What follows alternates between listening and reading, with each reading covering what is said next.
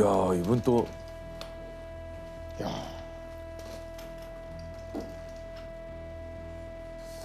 야. 아유, 안녕하세요. 안녕하세요. 반갑습니다. 예, 이쪽으로 오시죠. 반갑습니다. 아니 일단 저기 이게 전체적인 느낌은 딱 받은 인상은 저 프로 기사님. 아, 네네. 예. 자, 일단 소개드리겠습니다. 포브스가 선정한 아시아 영향력 있는 30세 이하 30일에 선정된 정보 보안을 책임지는 화이트 해커 스틸리언 대표 박찬남 대표님이십니다. 아유, 안녕하세요. 아, 반갑습니다. 예.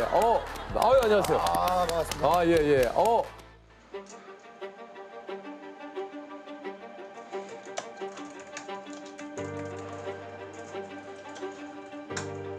2018년 해커 최초 고등학교 정보교과서에 등재가 되고 2009년 코드게이트 국제 해킹 방어 대회 우승을 했어요.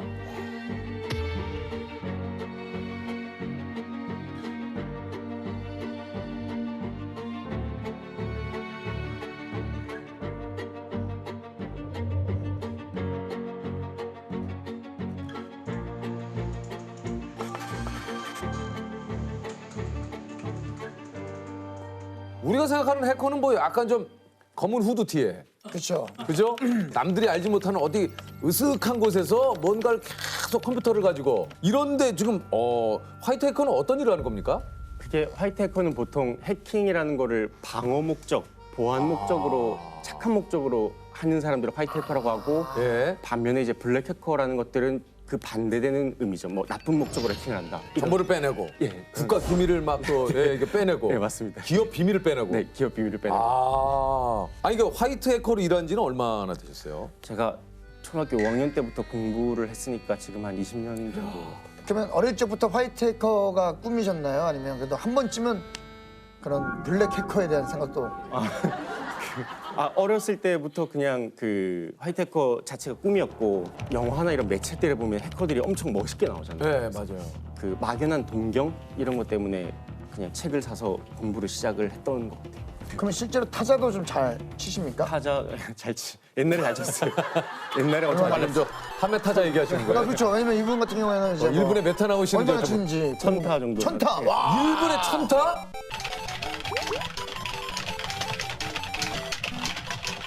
영화 속에서 뭐 예를 들면 계속해서 막 이게 화면에 막 잠깐만 있어봐. 언제 돼? 조금만 있어봐. 다 왔는데 그 영화 속에서 모습과 실제와 좀 차이가 있다면 그게 막 영화에서는 보면은 막 까만 화면에 초록색 글자들 막 있고 엄청 빨리 지나가죠. 쭉 올라가죠. 쭉 올라가죠. 사실 그거를 사람이 읽을 수가 없거든요. 너무 빠르니까. 네. 그러니까 그런 것들도 허구고 그리고 막 키보드 막 치면서 막 대한민국이 뭐 위험해 막 이런 막 그렇게 하죠. 엔터 막 팍치고. 내가 구해서 세상에서 네. 이런 것들은 이제 말이 안 되는 거죠. 왜 말이 안 돼? 해킹이라는 게 엄청 길고 지루한 그 과정의 연속인데 원래는 계속 이렇게 보면서 막 탁탁 하고 연구하고 막 며칠, 몇 주, 몇 달까지도 걸리거든요.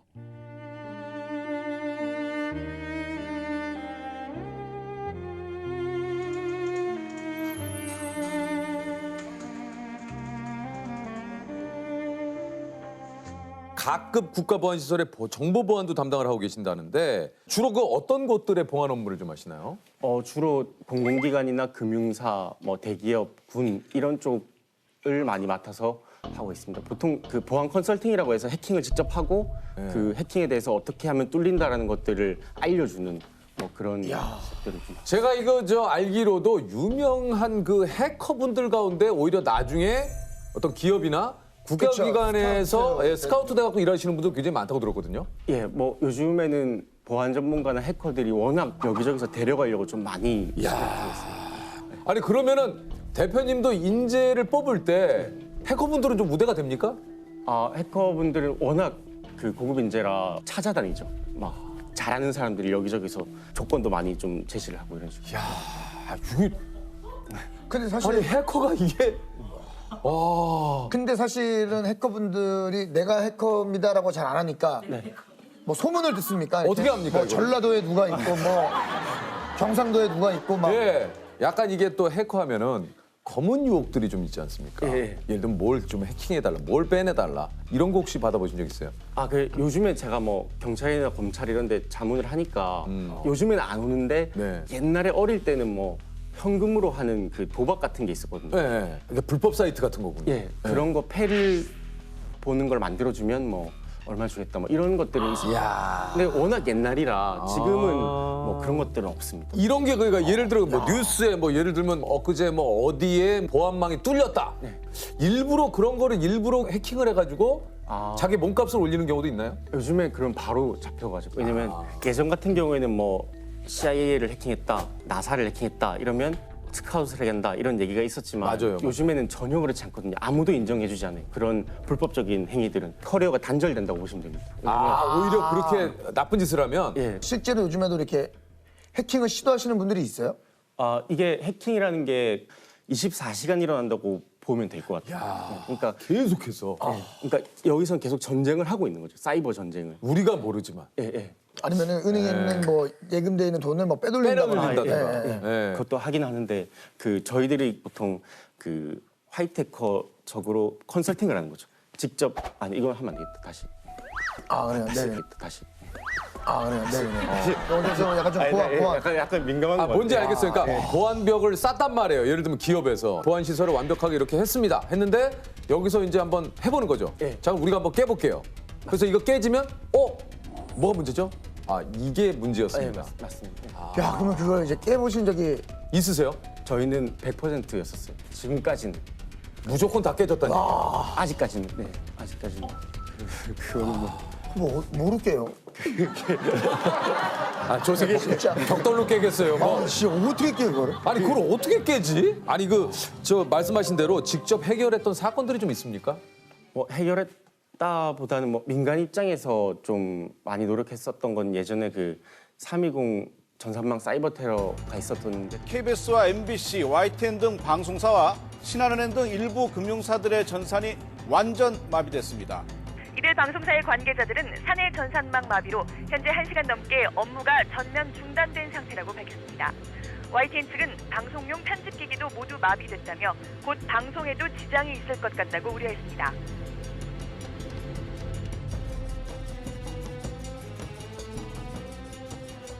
언론사 그리고 금융사를 대상으로 시스템을 파괴시키는 그런 사이버 테러였었습니다.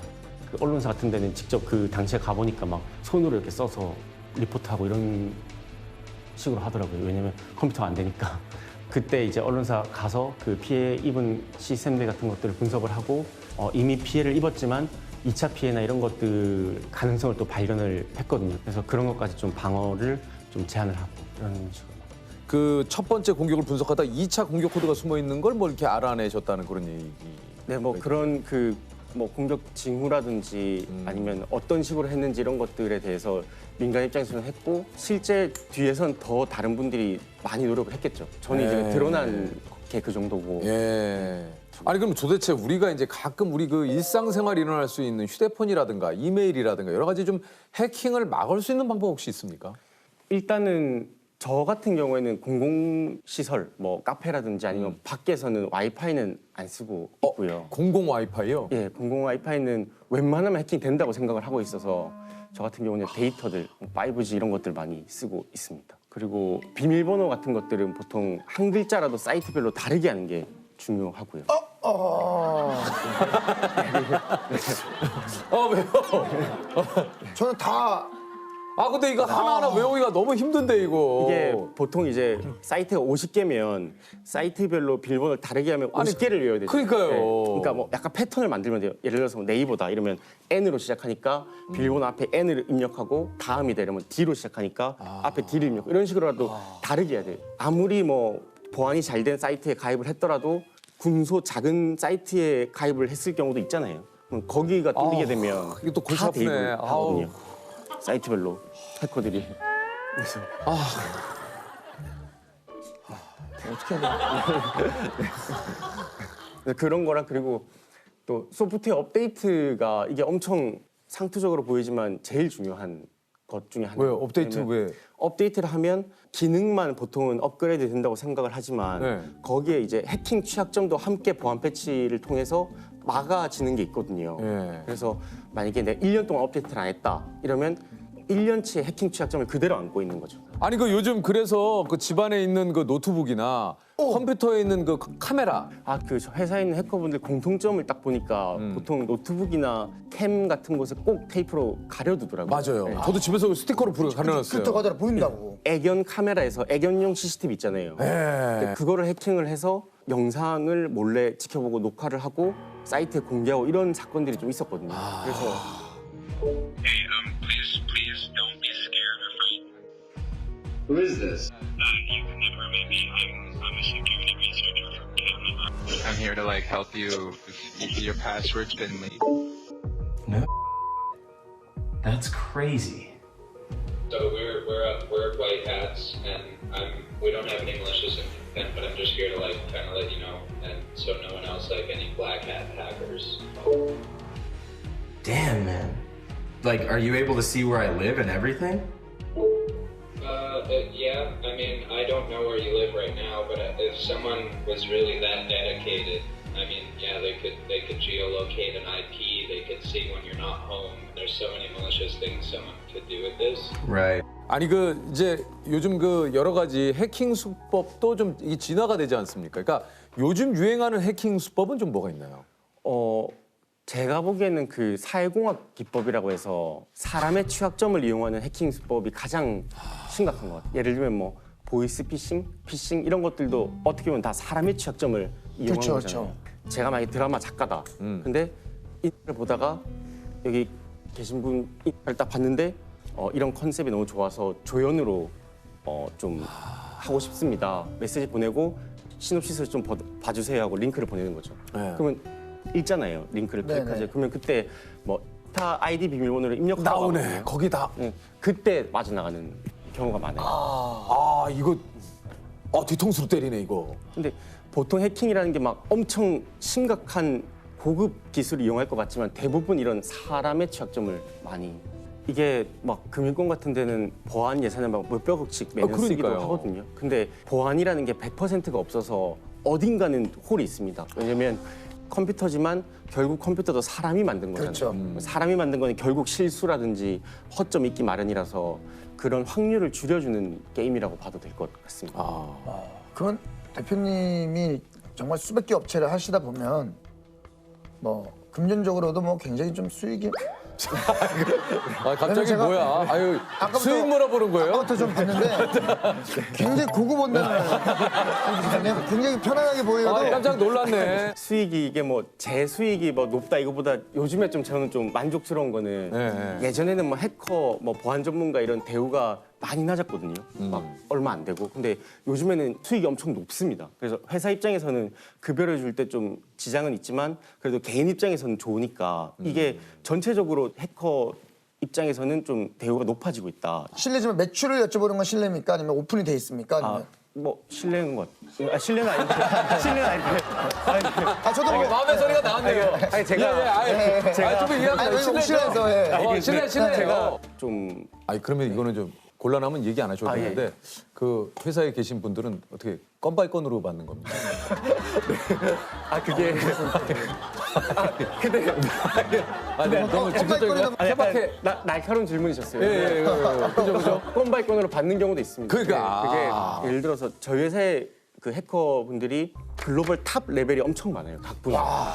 그래서 그런 분들이 뭐 몇 개월 동안 연구한 그 결과의 가치가 뭐 수십억이 되는 경우도 있죠. 그러니까 그런 경우에는 또 건바이건으로 가져갈 수도 있는 거죠. 그러면은 혹시 제가 지금 시작하기엔 좀 늦었습니까? 늦었습니다. 늦었어요? 아니 왜요? 아니 왜, 이게 뭐 나이 제한이 있는 거 아니지 않습니까? 연세 어떻게? 저 올해 이제 40, 연세가 40 됐습니다. 연세가 어떻게? 늦은 것 같습니다. 그러니까 회사에 지금 못 들어온다는 얘기죠, 그러니까. 들어올 수는 있는데 뭐 예. 할 게 없는 거죠. 아, 네. 야, 옆에서 뭐 커피를 마시면서 뭐 성대모사 이런 거 안 됩니까? 개인기 춤. 뭐. 제가 뭐 감히 모실 수 없는. 나중에 뭐 회사 회식 때나 한번 불러주시죠. 뭐. 코로나 정식 때고. 회식 때 왜 불러? 네, 송년회나 이런 거 하면 제가 기가 막히게 한 2시간. 송년회 아직 거의 11개월 남았는데. 2시간 이상은 못해요. 2시간까지만 제가 잘합니다. 2시간 넘어가는 순간부터는 또 수당도 따로 붙고 또 네. 콘텐츠가 조금 그만해. 이거 콘텐츠야. 이거 충분히 콘텐츠는. 제가 황당한 제안도 좀 있습니까? 의뢰인들의? 황당한 뭐 예전에 지인분이 이제 아버님이셨는데 자기 그 아들이 고등학생인데 이제 도대체 뭐라고 다니는지 모르겠다.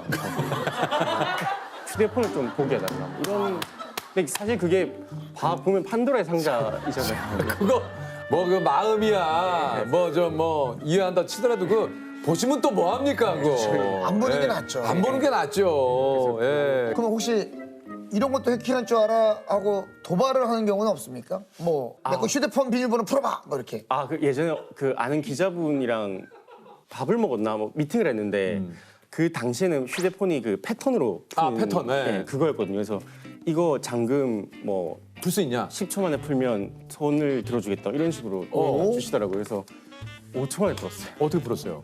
이게 사회공학 기법인데 이렇게 햇빛을 비춰보면 이게 길이 나오잖아요. 길을 이제 그대로 따라가면 돼요. 그렇지. 있나? 네, 이렇게. 아니 오늘 그 저기 얘기 난 김에 그 이제 본인이 봤던 그런 그 해킹 뭐 하는 영화 좀 혹시 좋아하세요? 해킹 영화는 본 적은 없던 것 같아요. 없어요? 예. 그러면 어떤 영화 좋아하십니까? 저는 그 멜로나 그래요? 해리가 셀리를 만났을 때 또 의외시네. I'm definitely coming down with something. It's too embarrassing. Don't tell me. Okay, there's this guy. What's he look like? 되게 오래된 고전인데. 실제 그 장소도 딱 갔었어요. 뉴욕에 거기.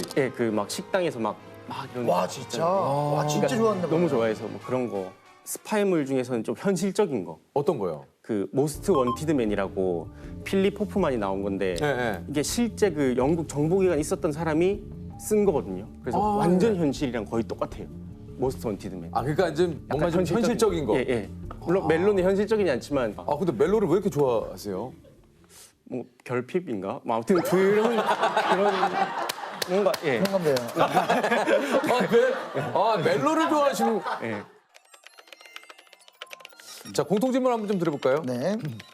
혹시 단 하나의 비밀을 알아낼 수 있어요.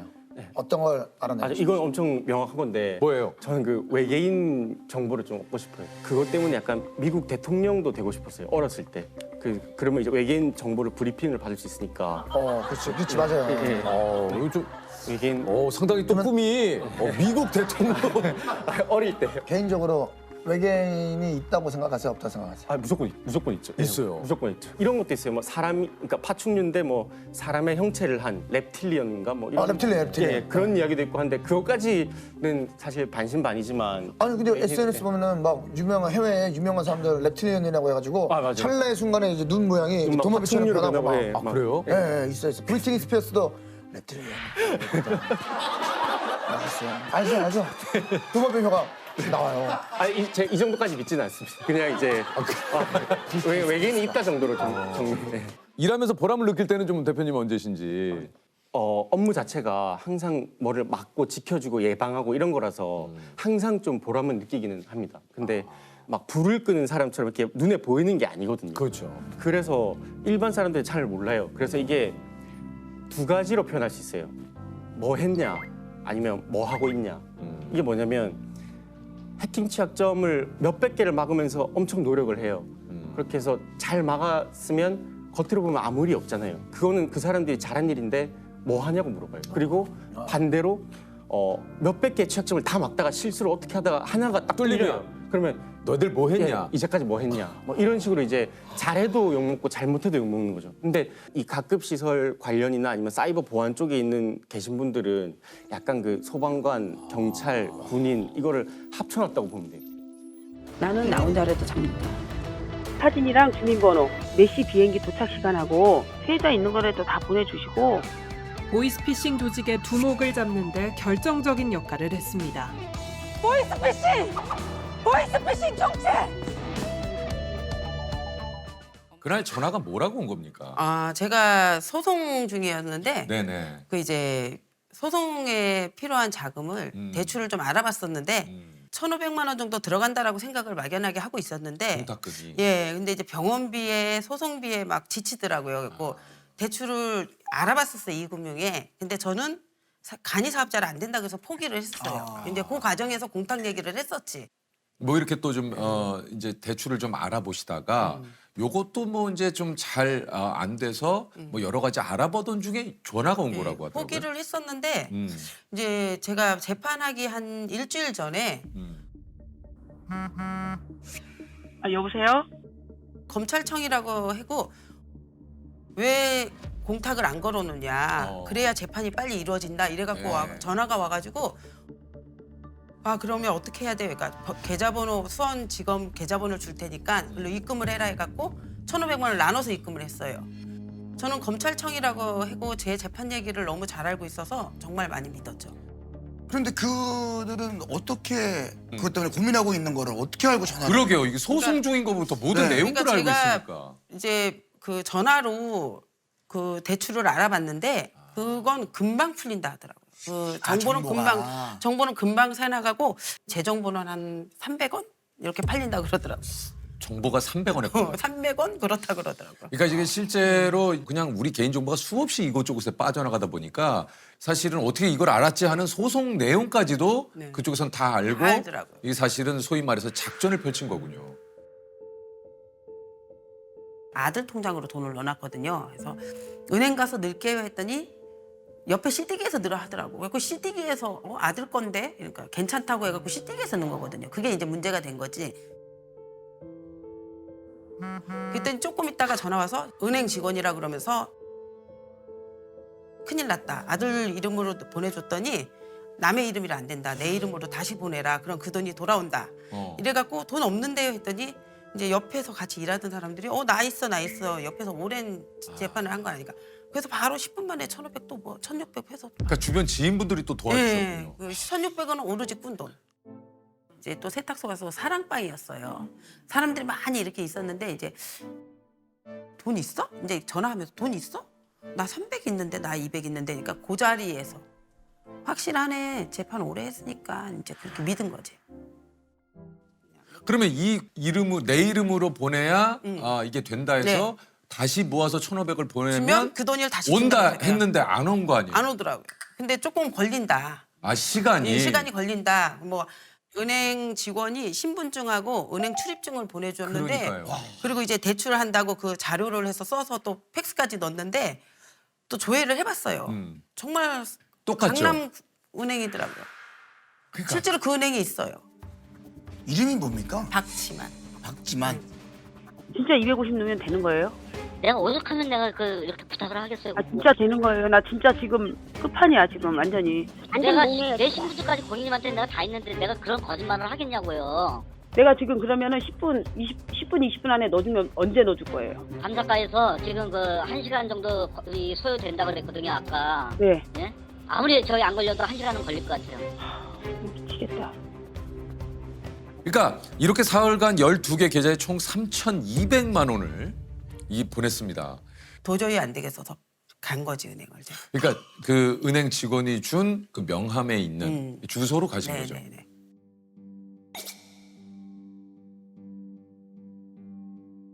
갔더니 어떻습니까? 정말 있어요 은행이. 안심했죠. 있어요. 있어요. 전 밤에 갔는데 정말 있어서 안심을 했는데 문이 잠겼으니까 혹시 하고 이러고 안을 이렇게 은행 쪽을 봤더니 경비 아저씨가 오더라고요. 무슨 일이냐 그러길래 명함을 보여줬더니 이분 여기 계셔니까 있기 이러더라고요. 그래서 내가 맞죠? 여기 계시니까 이거 잡아야 되는데 숱하게 찾아온대요. 거기에서 딱 알아채셨군요. 그래서 이미 그 당하신 분들이 꽤 있었던 거구나. 그러니까 그 경비 그 하시던 분이 가명으로 나오신 중국에서 거예요. 그 이름으로 사용했대요. 어쨌든 그 얘기를 듣고 진짜 하늘이 노래지셨을 것 같은데요. 노래졌죠. 저는 세탁소를 하면서 이제 미싱 부업을 같이 하고 있었어요. 그래갖고 정말로 밥이 오고 낮이고 틈만 나면 일하면서 정말 알토란 같이 모은 돈이거든요. 그리고 정말 저한테는 그때는 전 재산이었거든요. 그렇죠. 그게. 너무나 큰 돈이죠. 너무나 큰 돈. 전 재산에 남의 돈까지 플러스가 돼서 부시된 거죠. 예. 경찰에 신고했더니 중국이라고 딱 전화번호 하더니 중국이라 못 잡는다 이러더라고요. 그래서 온몸이 왜 자꾸 떨리더라고요. 너무 그냥 소름이 돋았고 어떻게 할지 못하겠더라고요. 내가 분하기도 하고 항상 그 일주일은 약에 취해 술에 취해서 있었던 기억밖에 없어요. 그때부터 이제 술을 엄마가 어디 미싱 근처에 두시거든요. 드시면서 또 미싱을 하다가 미싱 소리가 한 12시에서 새벽 2시까지 들린단 말이에요. 그런 상태에서 미싱 소리가 안 나면 이제 그때부터 저는 나와서 보면은 변기통 잡고서 울고 있는다거나 토를 하고 있는다거나 그러고 사실 변기통에 인사하는 걸 보고서 저도 늦게 일부러 자고 그랬었단 말이에요. 이제 동태를 살피었던 건데 엄마한테 정말 이런 얘기를 해본 적은 없거든요. 좀 조용한 새벽 1, 2시쯤에 방에 갔는데 엄마가 조금 집에서 극단적인 시도를 이미 실행을 하신 거예요. 동생한테 발 잡으라 하고서 이렇게 얼굴 빼내면 뺄 수 있으니까 빼고서 이제 내려놓고 이제 남동생이 계속 엄마를 불렀는지 엄마는 그때 정신을 차리셨고 사실 안 봤으면은 그렇게까지 생각 안 했을 것 같은데 근데 아프니까 그런 거다 생각했는데 제일 극단적 생각을 하고 있었으니까 엄마가 기억 못 하시는 것 같고 내가 봤다는 사실도 모르는 것 같아가지고 그냥 넘기긴 했는데 그때 그게 제일 무서웠어요. 제가 그 아들이 이렇게 우는 소리에 그 기억만 나지 그 기억이 딱 끊겨 있어요 지금. 최근 따님도 봤다고 이야기를 하더라고요. 이거 아는지 몰랐네.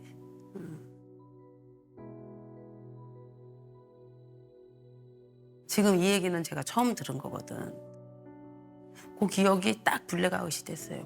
그 과정이 몇 시간이 블랙아웃 돼갖고 나도 모르게 그 극단적인 선택을 하고 그걸 애가 울면서 끌어안으면서 엄마 죽지 마 소리에 내가 이렇게 살면 안 되지. 내가 왜 내 새끼들한테 엄마 없는 새끼를 만들 뻔했네.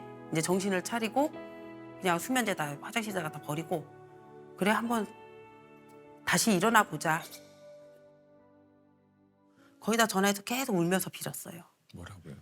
도와달라고.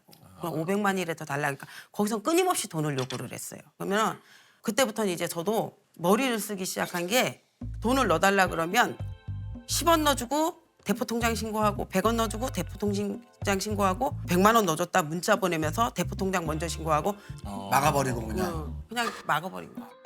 이자피 돈 못 받을 거. 계속 전화했어요. 내가 전화하면 저 사람들이 다른 사람은 통화를 못 하잖아요.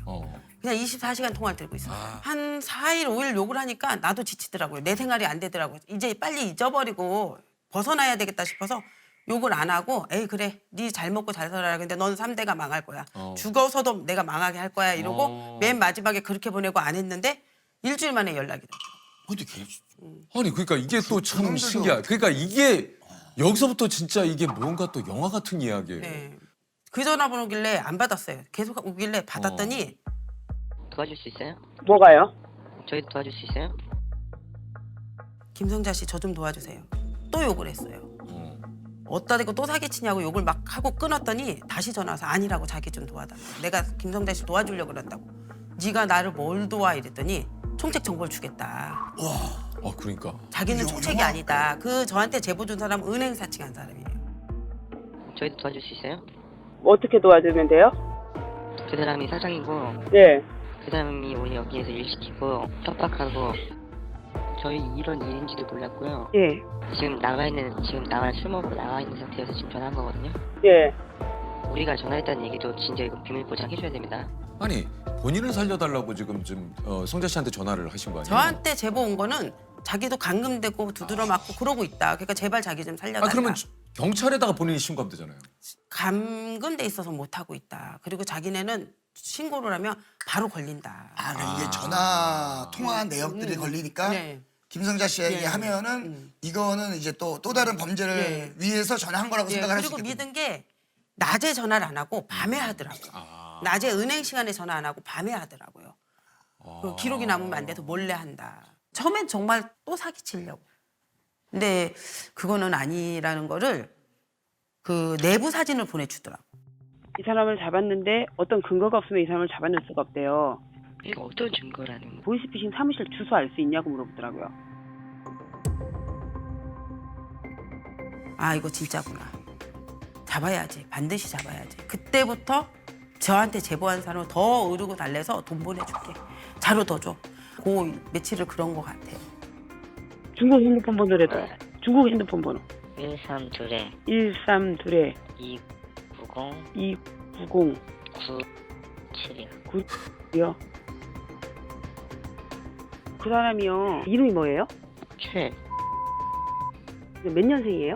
65년생이요. 키가 몇이에요? 넉넉 잡아서 한 160 정도 돼요. 넉넉 잡아서 160, 몸무게는 대략? 예. 몸무게는 말랐어요. 말랐어요. 고향은 어디예요, 이 사람? 제가 알기로 이천이라고 했는데 잘 모르겠어요. 피해자들 그 명단이 필요하다 그러더라고요. 내일까지 꼭 사진 찍어 보내드릴게요. 예. 그 피해자 명단이 800명인데 그게 한 5억 정도 되는데 삼촌이 거기서 무슨 일을 어떻게 했고 어떻게 지시를 받아서 이런 내용을 했다는 그 내역이 있어야 된대요.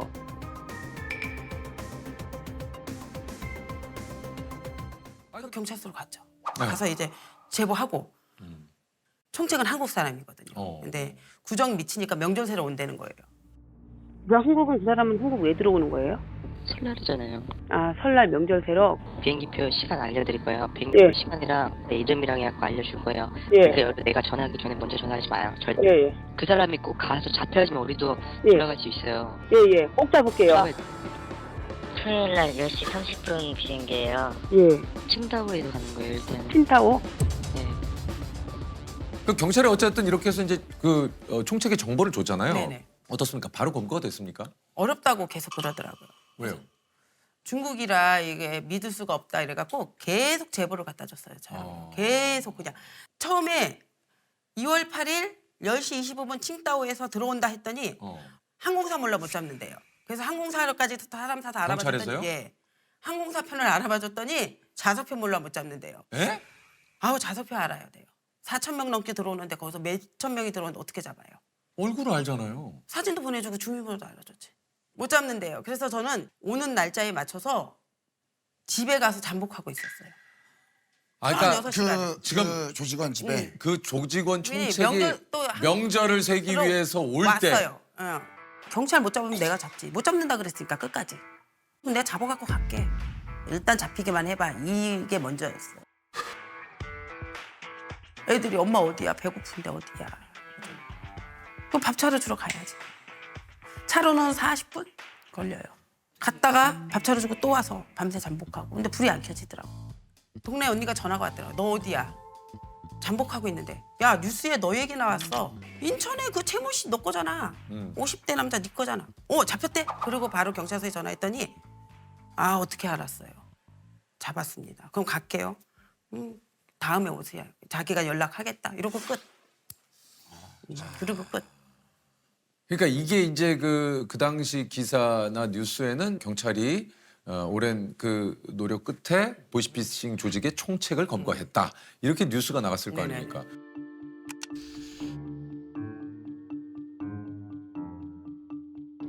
거기에 그 김성자 씨의 어떤 결정적인 제보나 이런 내용이 포함되지는 않았을 거 아니에요? 제가 영화 나오면서 사실 확인서를 끊어봤는데 그냥 피해자 70여 명 중에 김땡자. 그게 다였어요. 네. 그 사실은 결정적인 어떤 이 범인을 검거하는 데 큰 공을 세우고 그 모든 정보를 사실은 어떻게 보면 이것도 굉장히 또 본인의 위험 부담을 안고 한 거잖아요. 야, 참. 아, 그 1억 받으셨어요? 안 받았죠. 경찰이 공을 가르치는데 저는 피해자 김땡자니까 안 받았죠. 아, 1억 못 받았어요? 아이. 이렇게 결정적으로 했는데 안 받았어요. 1억을 저는 줘야지. 범인을 잡을 때 1억 8천이 압류가 됐어요, 범인이. 근데 1억 8천이? 예, 1억 8천이 압류가 됐고 그때 당시에는 피해자들한테 돈이 갈 수가 없는 법이었어요. 3,200도 못 준대요. 그러면 그 돈도 못 받으셨어요? 못 받았죠. 10원도 못 받았죠. 지금까지 경찰서에서는 한 푼도 안 받았어요. 나중에 100만 원 받으셨다고. 100만 원도 안 받았죠. 그것도 안 받았어요? 자존심 상하게 100만 원을 아, 그거는 거부하셨어요? 거부했죠. 아. 당당하게 거부했죠. 아줌마 그냥 100만 원 받으라고. 아줌마 그냥 100만 원 받으시고. 끝까지 아줌마였어요. 끝까지 아줌마였어요. 이렇게 큰 공과 이 정보를 주신 분을 그냥 아줌마 100만 원 받으시라고 끝내시려고 그랬어요?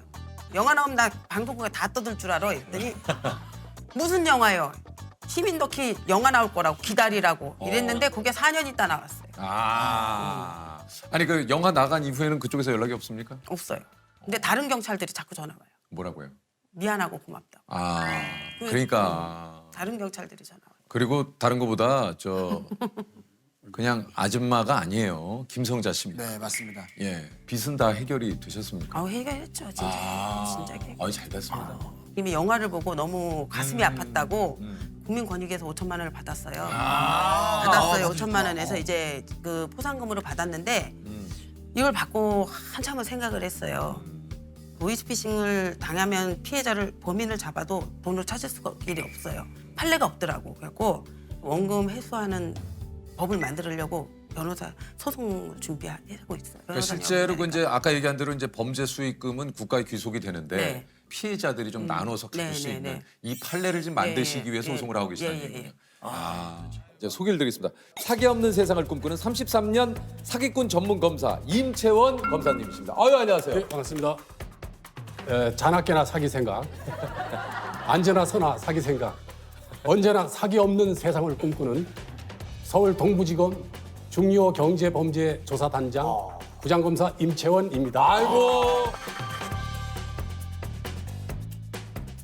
일단 무려 33년 동안 사기 범죄를 전문으로, 그러니까 한마디로 이제 사기꾼 전문 검사님이신데 사기 범죄만 집중적으로 좀 매달린 이유가 있으시다 그래요? 예, 그게 아마 운명적으로 저는 검사가 될 수밖에 없었던 것 같습니다. 저희 아버지부터 저까지 해서 저희 가족이 4번 사기를 당했습니다. 첫 번째로는 제가 어렸을 때 아버지를 서울로 이끌어주었던 직장 상사가 집 한 채 값을 사기치고 야반도주하는 바람에 저희 가족하고 그 부친께서 한 20년 복구하느라고 엄청나게 고생을 많이 했습니다. 그 다음에 이제 제가 검사가 된 이후에 아버지께서 또 세입자한테 또 사기를 당하셨고요. 그 다음에 제 막내 동생이 당했고 제가 또 선배한테 또 당했습니다. 아니 검사님인데 사기를 당하셨어요? 예, 좀 어리버리한 검사죠.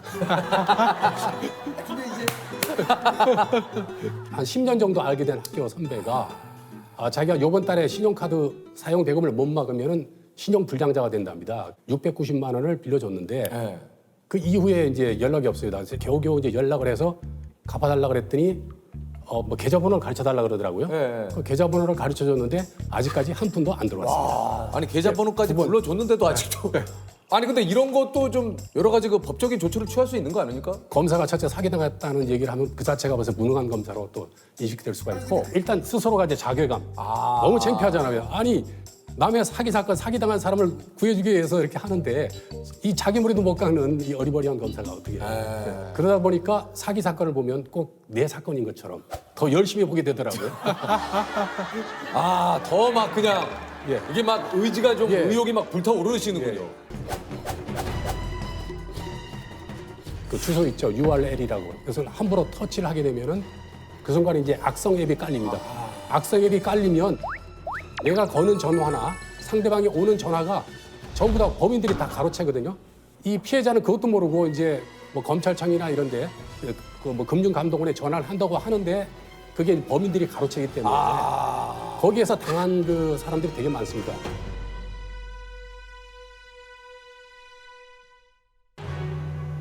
그러니까 내가 아무리 뭐 어디다 확인해 보려고 전화를 하든 그 사람들이 받아서 뭐 검사나 뭐 금융감독원 직원인 것처럼 연기를 하게 돼요.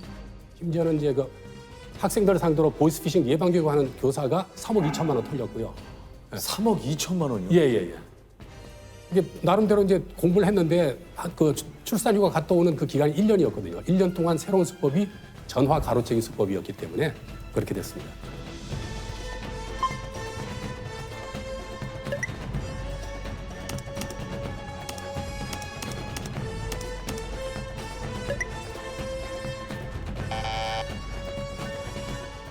요즘 요게 또 그 자녀 사칭형 그 보이스피싱 되게 있죠, 많죠. 있죠. 예, 되게 많습니다. 예, 최근에 뭐 기사도 많이 났지만 이제 뭐 액정이 망가졌는데 예, 엄마. 예. 이게 가장 고전적이었는 건데 작년에 액정 떨어뜨렸다는 요걸로 해가지고 당한 피해 금액이 990억. 990억이? 예, 예, 엄청납니다. 아직도 이 수법을 모르는 분들이 너무 많은 것 같습니다. 와. 아니 그 저 심지어 지방 법원장님이 당한 보이스피싱도 있다고요? 예, 예. 2007년도에 당하셨는데요. 그 아들이 이제 납치돼서 장기를 뗀다 그러니까 놀래가지고 6천만 원 그냥 보냈죠. 예. 근데 요새는 또 이게 또 더 진화가 됐습니다. 예. 자녀의 그 휴대폰 번호 이제 그거를 이 휴대폰을 해킹해서 그 이제 그 부모한테 자녀 그 전화번호로 이제 연락을 합니다. 와, 이 소름 돋는. 그만큼 또 수법이 또 진화가 됐죠. 아, 이게 이제 자녀분에게 전화를 이제 확인을 해보려고 하면은 공범이 계속 자녀한테 전화를 해가지고 전화가 통화중으로 받는데요. 그렇죠. 거 봐요, 뭔가 일이 있죠. 지금 예, 이 전화 안 돼요. 해보셔도. 그러니까 이런 식으로 뭔가. 그러면은 엄마 살려줘라는 문자가 와요, 예를 들면. 그럼 이거 어떻게 이거를 확인합니까? 그거는 이제 일단 통화될 때까지 돈을 보내주면 안 되죠. 근데 사실은 착오에 빠진 상태에서는 이게 진짜로 느껴지거든요. 그게 저는 이제 최면이 걸린다고 하는데 범인들의 수법을 알면은 최면에 좀 덜 걸리거든요. 마음의 준비를 하고 있어야 됩니다. 아. 아니 그래서 이제 그 검사님이 실제 보이스피싱범의 통화 내용을 오늘 좀 준비를 해오셨다고 하는데요. 진짜요? 과연 사기를 부르는 말은 어떤 것일지 한번 우리 자기님들 한번 우리 시청자 여러분들도 한번 맞춰보시기 바라겠습니다. 네, 서울중앙지검의 이기훈 수사관입니다. 현재 본인과 연루된 개인정보 유출건 때문에 몇 가지 확인차 연락을 드렸습니다. 네, 본인 혹시 김용식이라고 들어보신 적 있으신가요? 네, 일단 저희 검찰 측에서 김용식 페이트로 인한 금융범죄 사기단을 검거한 상태인데 본인이 김용식의 일당들에게 통장을 판매한 가해자이신지 명의 도용을 당하신 피해자분이신지 그 진위 여부를 파악하고자 연락을 드린 겁니다. 네, 전혀 모르셨나요 혹시? 일단 사건 경위에 대해서 말씀을 드리자면 벌써 어디 뭐 검사 뭐 누굽니다. 어디 수사관 누굽니다 하는 순간 예? 이게 사실 혼이 나가거든요. 예, 맞습니다. 예. 여기에도 우리가 이제 보이스피싱임을 알 수 있는 단서가 있거든요. 여기 있어요? 예, 예. 처음에 이제 혹시 뭐 이렇게 예. 보잖아요. 그거는 이제 상대방을 한번 살짝 떠보는. 혹시라는 게. 혹시. 네, 본인 혹시 김용식이라고 들어보신 적 있으신가요? 네, 전혀 모르셨나요 혹시? 그다음에 반응을 봐서 그다음에는 일단 그러면 뭐 조사를 하자 이렇게 나와요. 일단. 예. 일단은 뭐냐면 이제 그 피해자로 하여금 자기 페이스로 이제 끌어다니는. 일단. 예. 네, 일단 저희 검찰 측에서 김용식 페이트로 인한 금융범죄 사기단을 검거한 상태인데 일단 사건 경위에 대해서 말씀을 드리자면 그다음에 또 이제 특징이 혹시 옆에 누가 있는지. 심지어는 이제 일행들과 운전하고 어디 가고 있는데 그래서 일행하고 같이 있습니다 그랬더니 목적지에 도착하면 그때 연락하라 이렇게 하거든요. 그래서 항상 혼자 전화를 받도록 합니다. 그러면 100% 보이스피싱입니다. 왜냐하면 옆에 누가 있으면 상의할 거 아닙니까? 그러면 뭐 범인이 하는 대로 최면이 안 걸리니까 그렇게 나오죠. 아니 어쨌든 그래서 이제 이런 피해를 막기 위해서 이제 30분 지연 인출 제도라는 게 또 생겼다고 그래요. 예, 맞습니다. 이게 이제 계좌로 이제 100만 원 이상 입금할 경우에는 자동화 지급 기기 안에서 30분 안에는 인출이 안 됩니다. 네. 골든 타임이라 그러는데 그러니까 보이스피싱 당했다는 사실을 알았다면 30분 안에 빨리 신고를 해야 되거든요. 그래서 이제 요새 또 법인들이 그걸 알아가지고 100만 원 보내라 이렇게 얘기하지 않고 98만 원만 보내세요. 그러면 마음대로 인출이 되는군요. 되죠. 이게 30불 인출 지연 제도도 100만 원 이상이 돼야 되니까. 그렇죠. 이야, 이거 뭐 대단하죠. 아니 그래서 이제 이게 평소에 급하게 입출금할 일이 없는 어르신들 경우에는 지연 이체 서비스를 미리 좀 등록하시는 게 도움이 좀 된다. 예, 그건 이제 3시간. 누구한테 돈을 보내더라도 이제 한 3시간 정도는 뒤에 이제 돈이 가도록 하거든요.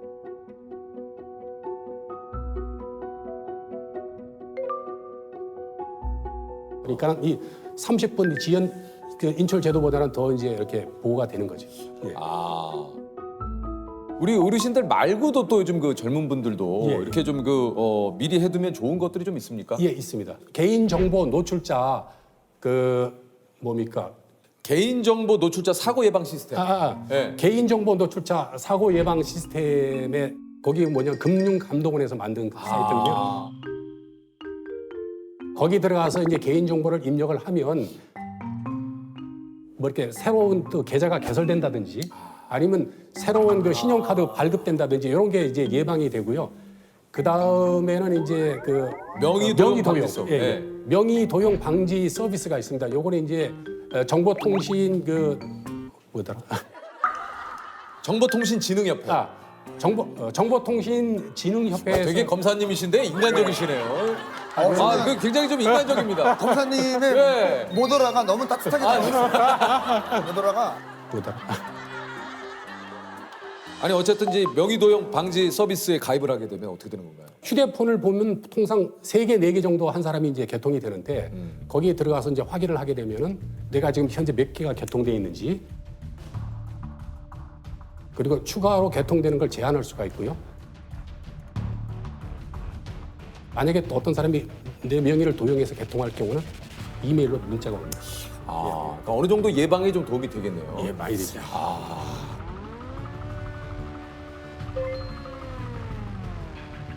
아니 이게 저 어렵게 증서를 받아놨어도 증거가 안 되는 경우도 있습니까? 예. 실제 제가 옛날에 처리한 사건인데 이 계약서가 진짜 이 사건 해결의 결정적인 증거였습니다. 그래서 사기범한테 그랬습니다. 이 계약서대로라면 사기가 맞지 않느냐 이렇게 했더니 검사님 저 이런 문서 쓴 적이 없습니다. 이거 제가 썼다는 증거를 대십시오 이렇게 얘기하더라고요. 그래서 제가 이렇게 봤더니 내용이 전부 다 컴퓨터로 출력이 되어 있고요. 뭐 자필도 없어요. 그 도장도 법인 직인이 찍혀 있습니다. 이 사람이 했다는 증거가 아무것도 없어요. 그래서 제가 거기서 이제 느낀 게 뭐냐면 중요 부분은 자필을 받아라. 그리고 도장도 좋지만은 지장을 이제 받도록. 왜냐하면 이 지장 받으면은 이 혐의를 밝히는데 지장이 없잖아요. 그러니까 이 지장을 듬뿍 찍어서 우리 주민등록증 받을 때처럼 살짝 찍으면 좀 불편하고. 지장이 없어서 지장을 받아라. 이거 찍으면 지장이 없습니다. 그다음에 아주 중요한 게 있습니다. 뭡니까? 차용증에 꼭 용도를 쓰시라. 용도. 빌려가는 돈이 진짜 많은 사건 중에서 그 용도를 못 밝혀서 무혐의 되는 사건이 너무너무 많습니다. 용도를 기재하고 그 상대방 계좌에 돈을 입금을 시켜놓으면 나중에 그 입금된 돈이 어디로 인출됐는지만 확인되면 금방 밝힐 수가 있거든요. 이거 마지막에 이제 굉장히 중요한 그 증거를 남겨서 이제 문서화 하신다고 하더라도 용도가 꼭 들어가야 사기범이 처벌받는데 입증이 훨씬 그러니까 손쉽게 빠른 거죠. 용도는 사실 민사소송에서는 아무 도움이 안 되는데 형사사건의 사기의 고의를 밝히는 데는 결정적인 거거든요. 그거를 꼭 좀 굉장히 강조를 좀 하고 싶습니다.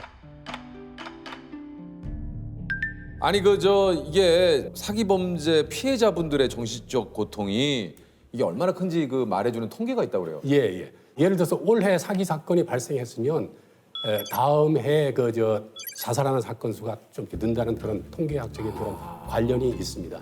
이게 그리고 다른 것보다 돈도 돈이고요. 이게 사실은 인간적인 배신감과 내가 또 왜 저기에 당했을까 하는 그 자괴감 여러 가지 스트레스가 어마어마하거든요. 맞아요. 아는 분이 보이스피싱을 한 2천만 원 당했는데 너무 창피하고 자괴감이 들어서 그냥 극단적인 선택을 하고 싶은 생각이 들었다고. 근데 그게 왜 그러냐 하면은 스스로 자기가 똑똑하다고 생각했는데 그게 무너지고 그렇죠. 어떤 인생 사람에 대한 가치 체계가 무너지거든요. 맞아요. 이 일이 손에 잡힙니까? 이 억울함이 안 풀리는데. 네. 직장 공장장인데요. 직장 상사. 대구에서 서울로 이끌어줬습니다. 그래서 제가 그때 기억나는데 완행열차에 그 화장실 옆에 칸에 진보다리에 앉아서 왔던 기억이 나는데요. 그렇게 왔는데 그분이 직장 있는 사람들 사기를 다 쳐서 야만 도주하는 바람에 아버지는 집 한 채 살 돈을 다 날리고 이제 월세 낼 돈도 없어서 쫓겨나서 이제 기찻길 옆에 무허가 근무를 쳤습니다. 그 재건대라 그래가지고 이제 농마 이렇게 주워 오는 사람들 그 배 휴지 모아서 선별해가지고 파는 그걸 하셨는데요. 냄새도 많이 나고 굉장히 그 파리도 많이 끼고 굉장히 그 열악한 환경에서 어머니 아버지가 이제 작업을 하셨어요. 그래서 그 병으로 어머니는 2000년도에 이제 그 폐섬유 쪽으로 돌아가셨죠.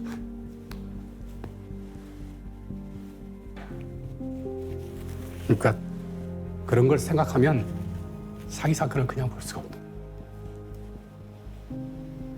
아버지 소원이 평생 네가 판검사가 돼서 집안일 일으켜라.